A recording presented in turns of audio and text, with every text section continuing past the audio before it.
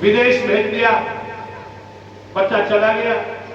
पिताजी बीमार हुए, मरणासन्न हुए। मां ने फोन किया, 4 मंजिलें ऊंची थी उनकी हवेली, जो थी 4 मंजिलें किराए पर दे रखी थी। बुढ़िया एक कमरे में, बूढ़ा एक कमरे में रहते थे नीचे। पिता मरणासन्न था। मां ने फोन किया, बेटे तेरे पिता मरणासन्न है, पता नहीं कब मरे, वो तुझे याद कर रहे हैं, आ जा। उसने कहा मां छुट्टी नहीं मिल रही है। पिता चल बसे कई दिन बाद। मां ने फोन किया, बेटे तेरे पिता नहीं रहे। उसने कहा मां मैं नहीं आ सकता, बस किसी भी तरीके से दाह संस्कार कर दो। वो जो किराए पे लोग रहते थे उन सबने मिलकर के उसका दाह संस्कार किया। 6 महीने बाद बेटा आया, मां से निपट करके खूब रोया, मैं आ नहीं सका, पिताजी चल बसे। और मां को 1 सप्ताह में राजी कर दिया वो हवेली बेचने के लिए, कि बेच दे, तू अकेली क्या करेगी, वहीं रहना, मैंने शादी भी कर ली है, एक पोता हो गया तेरा, और वहीं खिलाना, वहीं रहना। मां ने बेटे के कहने से, क्योंकि मां का हृदय बड़ा कोमल होता है, वो कोठी बेच दी और उन्हीं को बेच दी जो किराए पे रहते। एक आदमी ने उनमें से खरीद ली वो कोठी। और अगले दिन मां को एक डंडा लेकर के दिया, बहुत बढ़िया, मां ये तेरा सहारा बनेगा, इसे ले ले। मां ने डंडा ले लिया और कहा मां चलो अब चलते हैं। एयरपोर्ट पर पहुंचा बेटा, मां को बाहर बेंच पे बैठा दिया, अपने आप अंदर चला गया। मैं देख कर आता हूं किस समय फ्लाइट है। दुनिया के लोगों वापस नहीं आया, वो चला तो गया। दोपहर हुई, शाम हुई, जब भी कोई अंदर से बाहर आता मां उठ करके देखती मेरा बेटा। और ये जो सारा नजारा था, सफाई कर्मचारियों ने देखा, ये मां सुबह से बैठी है, कारण क्या है। सफाई कर्मचारी उसके पास गया, उसने पूछा मां क्या बात है, कि बेटे लंदन के लिए फ्लाइट थी, मेरा बेटा गया था सुबह देखने। कितने बजे, कि 9 बजे के आसपास, अभी तक वापस नहीं आया। उसने कहा मां तेरा बेटा तो चला गया, वो फ्लाइट तो सुबह ही चली गई, क्या पड़ा होगा उसके ऊपर प्रभाव, कल्पना कीजिए क्या दुख उसके ऊपर पड़ा होगा, क्या पहाड़ टूटा होगा उस मां पर। सारा पैसा अपने खाते में गलवाया। मां के पास केवल एक डंडा था जो उसका सहारा बना था, जो उसके बेटे ने लिया था, और वो बाहर बैठी थी। कर्मचारी कहता है मां वो तो चला गया, क्या बीती होगी उस मां पर। बेटा चला गया लंदन, मां को छोड़ गया। अब वो सफाई कर्मचारी कहता है मां तेरा बेटा चला गया, लेकिन ये बेटा जिंदा है, मैं यहाँ सफाई का काम करता हूँ इस एयरपोर्ट पर, आप केवल इतना करें मेरे साथ चले, जैसे रूखी सूखी हमारा परिवार खाता है आप भी खाना। मां ने कहा नहीं मैं नहीं जाऊंगा। उसने कहा मां बात क्या है, मैं गरीब हूं इसलिए नहीं जाना चाहती। उसने कहा नहीं बेटा ये बात नहीं है। ये बीड़ी बंद कर रहे, बीड़ी बंद कर भाई, बीड़ी बंद कर दे। हाँ मुझे इतनी भी अकल नहीं, भले आदमी बात चल। अब यहाँ मेरे सामने फिर खड़ा होकर के इधर उधर चल जाए, गेट है, बस आ जा, अंदर आ जा। हाँ अंदर आ जा, बहुत अच्छा, ध्यान से सुनना। कर्मचारी ने एक बात कही, मां तू मेरे साथ चल। उसने मना कर दिया। उसने कहा तू मेरे ऊपर एक एहसान कर दे। क्या एहसान कर दूं तेरे ऊपर, कि मेरी फला नंबर की कोठी है और वो मैंने किराए पे दे दी थी, लेकिन अब उन्हीं किराए वालों ने, बात सुनो मेरी, इधर उधर बात ना, वो किराए वाले वहां जो रहते थे उन्होंने ही खरीद ली है। तुम ऐसा करो मुझे उसी कोठी पे छोड़ के आओ। उसने कहा मां जब तने वो कोठी बेच दी तो वहां तो जाना चाहती है। तो उस मां का हृदय देखिए, मां कहती है हो ना हो मेरे बेटे को कुछ अकल आ जाए, कभी याद आऊं मैं, और वो मुझे ढूंढता हुआ आए तो मैं कहां जाऊंगी, कहां ढूंढेगा मुझे वो। कम से कम मैं पुराने घर में उसे मिल तो जाऊंगी, और वो इतने अच्छे लोग हैं कि मेरी देखरेख कर लेंगे, क्योंकि अब तक वो मेरे यहाँ किराए के मकान में रहे।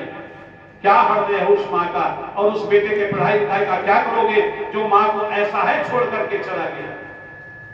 क्या पढ़ा लिखा है वो व्यक्ति। इसलिए याद रखो, परमात्मा उसी से प्रसन्न होता है जो अपने बड़ों को प्रसन्न रखता है। जो अपने बड़ों को प्रसन्न रखेगा परमात्मा उसी से प्रसन्न होगा।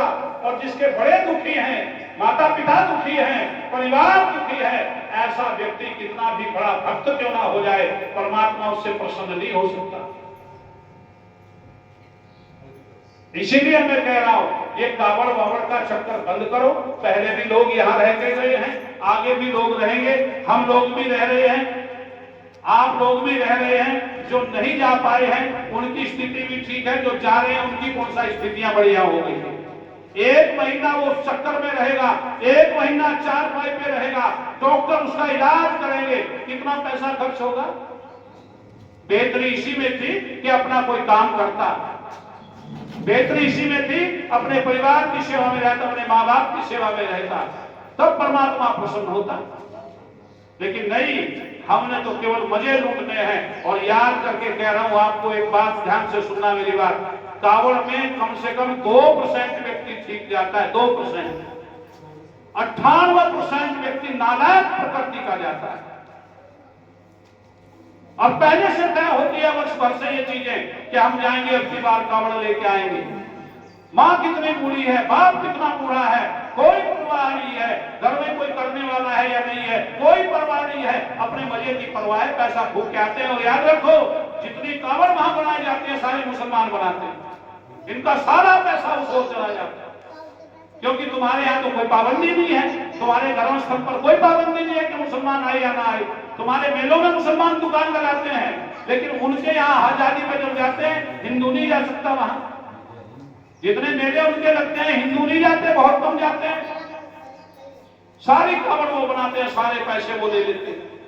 तुम्हारे पास रह क्या जाता है। इस श्रावण के महीने में जब कहा जाता है, लोग कहते हैं, हमारे अनुभवशील लोग, बुजुर्ग लोग, कि ये 13वां महीना माना जाता है, इसमें पैसा वैसा ही नहीं पाता, कोई कमाई का साधन नहीं रहता व्यक्ति का, और वहां खर्चा होता है।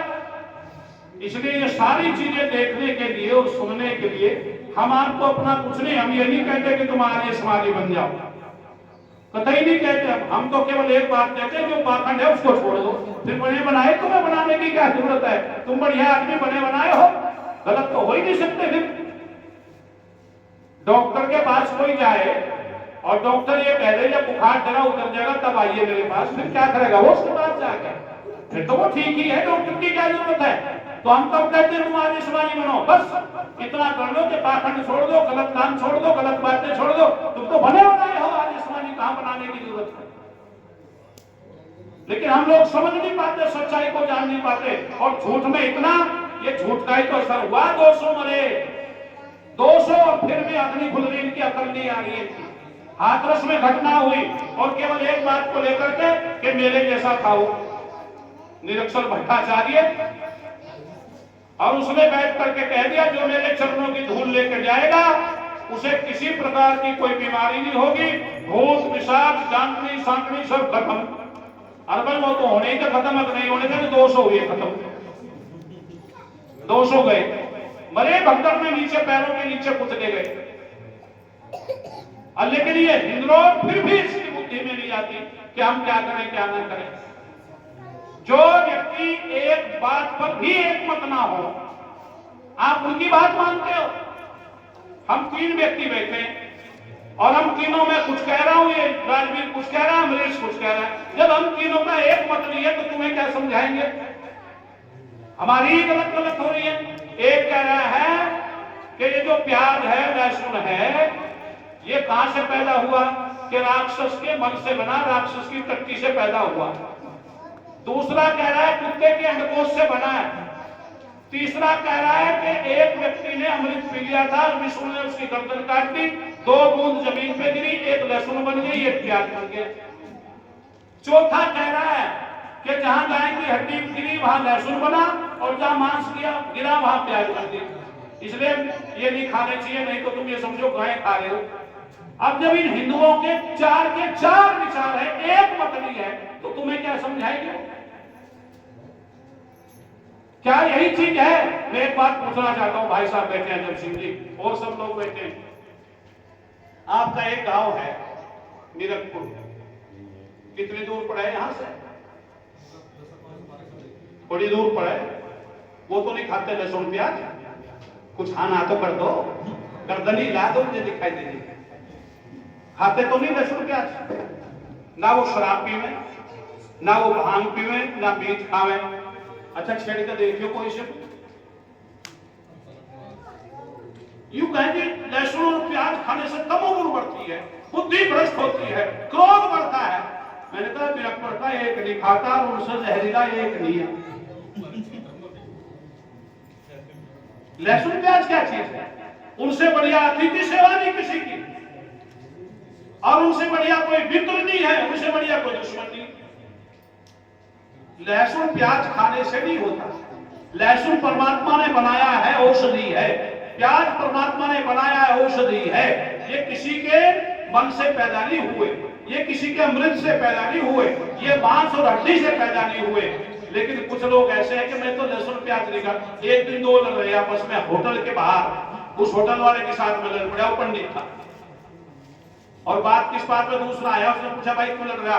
क्या आज मंगल है और इसने मेरे मांस में जो है मीट बनवाया मैंने, इसने आज मंगल है, इसने लहसुन प्याज गिर दिया उसका। बताओ भाई कर लो क्या करो। मंगल में मीट तो खाया जा रहा, लेकिन लहसुन और प्याज जो कहिए धर्म भ्रष्ट कर देंगे हमारा। क्या हिंदुओं तुम्हारी क्या कल्पना है, कैसा तुम्हारा दिमाग है। इसलिए मैं एक ही बात कहता हूं, सच्चाई को समझो, अपने आप को जानो, अपने आप को पहचानो, गलत क्या है और झूठ क्या है ये निर्णय लेने की क्षमता रखो। बुद्धि परमात्मा ने तुम्हें दी है, तुम कहां हो कहां नहीं हो। एक तो ऐसा पागल है वो, अब उसे यूं पता नहीं क्या पूछना।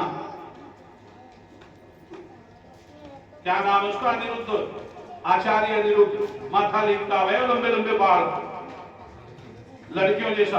अब वो पूछ रहा है, खड़ा हुआ एक नौजवान, उसने कहा मेरी पत्नी थोड़ा करड़े स्वभाव की है, मेरी पत्नी ये मेरी क्या आई है वो? क्या हाँ? उसे माइक दे। उसने अपनी पत्नी को माइक दे दिया। हाँ बेटा तुम इसकी पत्नी हो? क्या हाँ? जब तेरा ब्याह हो गया? अरे मूर्ख, जब पत्नी तभी तो बनी जब इसका हो गया। उसे यूं ही नहीं पता क्या पूछना है। कितने पति है तेरे? ये पूछ बैठा है, दिन तो ऐसे कितने पति थे? कोई मिली नहीं, ये थपड़ा देगी मुंह, पति का पता लग जाएगा कैसा होगा। ये हाल हमारा हो रहा है सबका। इसलिए मैं ज्यादा नहीं कहता, समय बहुत हो जाएगा और लोगों को भी आप लोगों को सुनना है।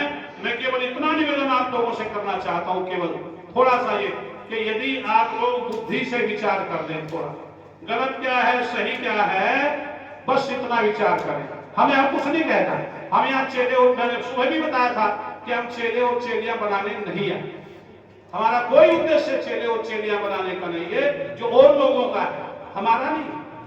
हम तो ये चाहते हैं कि हमारे परिवार ठीक रहें, किसी प्रकार की गड़बड़ इनमें ना हो, ये अपने परिवार उन्नति करें हर प्रकार से, धन धान्य से परिपूर्ण हो, इनके बच्चे संस्कारी बने। हम चेले और चेलियां बनाने के लिए तो दुकान खोल के बैठते, घर घर क्यों फिरते? हम क्यों फिरते? गांव गांव प्रचार करते, फिर तो एक जगह मठ बना करके बैठते, वहीं पूजने आते, जैसे और मूर्खों को पूजने जा रहे हैं लोग।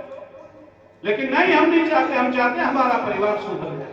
तो आप लोग विचार करना हमारी बातों पर, क्या गलत है क्या सही है, हम कहां तक गलत है कहां तक सही है, झूठ क्या है और सच क्या है, और जो आपको अच्छा लगे। यदि आपके दिमाग में नहीं आ रहा है तो कल तक मैं हूं और लोग हैं, कोई भी प्रश्न आप में से यदि किसी का हो तो वो लिख करके हमें दे सकता है। हम यथा योग्य उसका पूर्ण उत्तर देने का प्रयास करेंगे, संतुष्ट करने का प्रयास करेंगे। कोई बुरके की मुसलमानी नहीं है यहाँ खुली मुसलमानी, कोई मुर्गा नहीं है, कोई यहाँ पर्दा नहीं है, बिल्कुल खुला है। यहाँ वो गुरु नहीं है कि तुम्हें बोलना नहीं जो हम कह रहे हैं सत्य है। यदि आपके दिमाग में नहीं आ रही है कोई बात तो आप पर्चे पर लिखिएगा, हमें दीजिएगा, अपना नाम लिखिएगा, हम यहीं से नाम भी बोलेंगे और आपका उत्तर भी देंगे, आपको संतुष्ट करेंगे हर हाल में। आइए, आपका बहुत बहुत धन्यवाद, आपने सुना। बस मैं चलते चलते एक बात और कह दूं, क्योंकि दो व्यक्ति हमारे बीच में रहे हैं, दो तीन अभी बोलने बिना। बस मैं चलते चलते, क्योंकि बड़ा अच्छा लगता है सुनने को, बहुत बढ़िया लगता है जब अपने बच्चे किसी कार्य को करने में सक्षम हो जाते हैं तो बड़ा आनंद आता है। ऐसा ही एक हमारा बेटा जो उभरता हुआ सितारा है, अपने इस गांव का नाम भी बाहर रोशन कर रहा है, दूसरे प्रदेशों तक जा रहा है। और हमें भी बहुत अच्छा लगता है जब हम उसे नेट पर देखते हैं कि भाई बच्चा हमारा बाहर है और वो गा रहा है, लोग बड़ी प्रशंसा कर रहे हैं, सम्मान कर रहे हैं। ऐसा ही आपके इस पवित्र गांव का एक छोटा बच्चा भाई मुकेश जी, जो राजवीर जी के सुपुत्र हैं, गायन कला में भी अपने पिता की तरह आगे बढ़ रहे हैं। क्योंकि ये मैं कहा, इससे मैंने कहा मुकेश को एक भजन, तो मैं नहीं कहता, मगर तेरा बेटा को क्यों नहीं कहेगा, हम कहेंगे, हमारा बेटा हम कहेंगे। तो एक भजन मुकेश जी का हम जरूर सुनेंगे। मैं तो चाहता हूँ एक भजन वो सुनाए, उसके पश्चात अगले विद्वानों को आमंत्रित करेंगे। आप सबने मुझे सुना, इसके लिए धन्यवाद। रात्रि में आप और खूब आइएगा, ग्रस्त के विषय में चर्चा करेंगे रात्रि में।